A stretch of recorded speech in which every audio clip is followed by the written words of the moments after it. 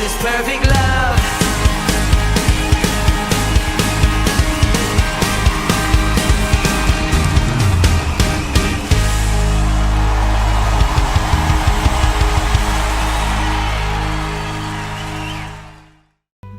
Shalom Bapak Ibu Saudaraku yang terkasih di dalam Tuhan. Mazmur 17 ayat yang ke-8. Demikian firman Tuhan. Peliharalah aku seperti biji mata, sembunyikanlah aku dalam naungan sayapmu. Bapak Ibu yang terkasih, dari kemarin kita sudah disuguhkan dengan pemandangan yang mengerikan tentang penyerangan Hamas atas Israel. Mereka masuk lewat darat, udara, dan laut. Tiba-tiba menyerang, dan Israel seakan tidak siap dengan serangan mematikan tersebut. Di Israel sendiri korban yang tewas sudah mencapai angka 700-an orang saat ini, belum lagi ribuan yang luka-luka. Dan itu belum yang mereka hilang diculik oleh Hamas. Peperangan memang mengerikan dan membuat derita besar ketika kita mendengar dan menyaksikan apa yang terjadi di Israel. Maka bagian kita adalah mendoakan agar rancangan damai sejahtera dan hari depan yang penuh harapan terjadi atas umat pilihannya.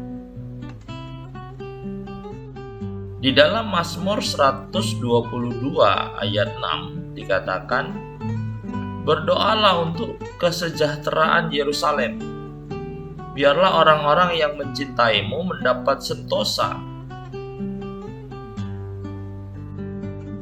Tuhan yang adalah Bapa yang begitu mengasihi dan kasih-Nya juga tidak pernah berubah.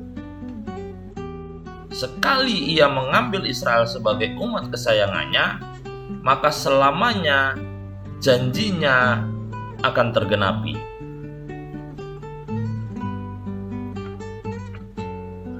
Di dalam Ulangan 32 ayat 9 dan 10 dikatakan, tetapi bagian Tuhan ialah umatnya.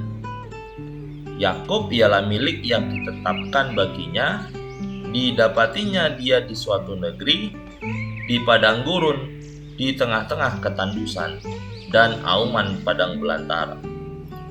Dikelilinginya dia, dan diawasinya, dijaganya sebagai biji matanya.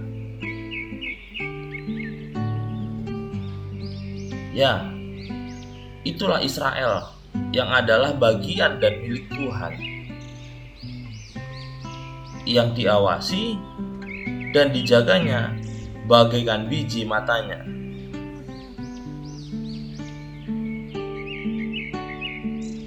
Lalu di dalam Zakaria 2 ayat 8, Tuhan juga menyatakan janjinya. Dikatakan, sebab beginilah firman Tuhan semesta alam, yang dalam kemuliaannya telah mengutus aku mengenai bangsa-bangsa yang telah menjarah kamu.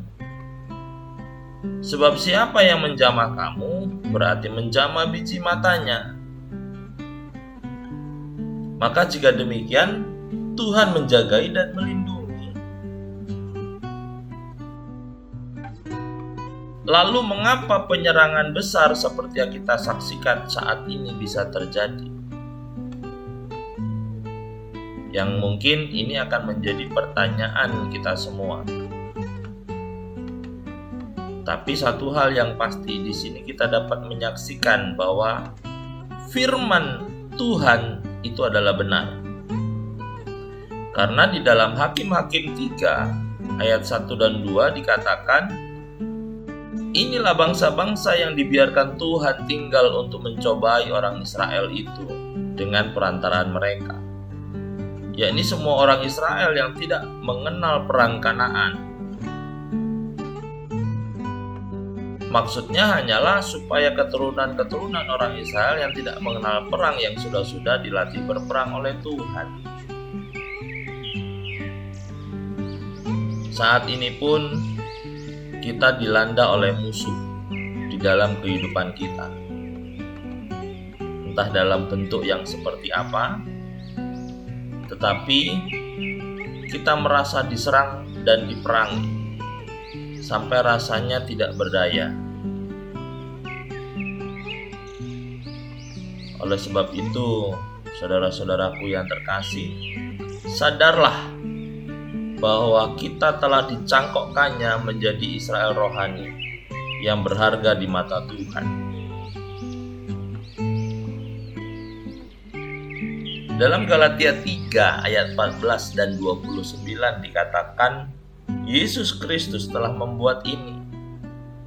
Semua di dalam Dia berkat Abraham sampai kepada bangsa-bangsa lain. Sehingga oleh iman kita menerima roh yang telah dijanjikannya itu. Dan jikalau kamu adalah milik Kristus, maka kamu juga adalah keturunan Abraham dan berhak menerima janji Allah.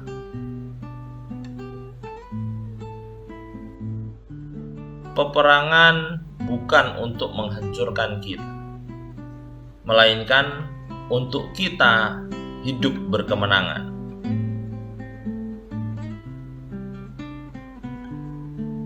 Seperti ada tertulis, oleh karena Engkau kami ada dalam bahaya maut sepanjang hari. Kami telah dianggap sebagai domba-domba sembelihan.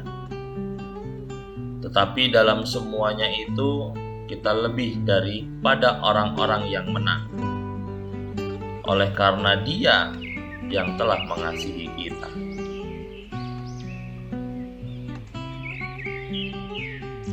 So, saudara-saudara yang terkasih, jangan takut.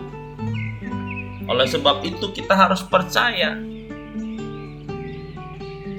Karena di dalam Mazmur 118 ayat 12 sampai dengan 14 menyatakan bahwa kemenangan adalah milik umat yang dikasihinya. Oleh karena Tuhan menolong dan mazmur kita. Dan oleh karena itu, Tuhan juga menjadi kekuatan dan keselamatan kita. Tuhan Yesus memberkati.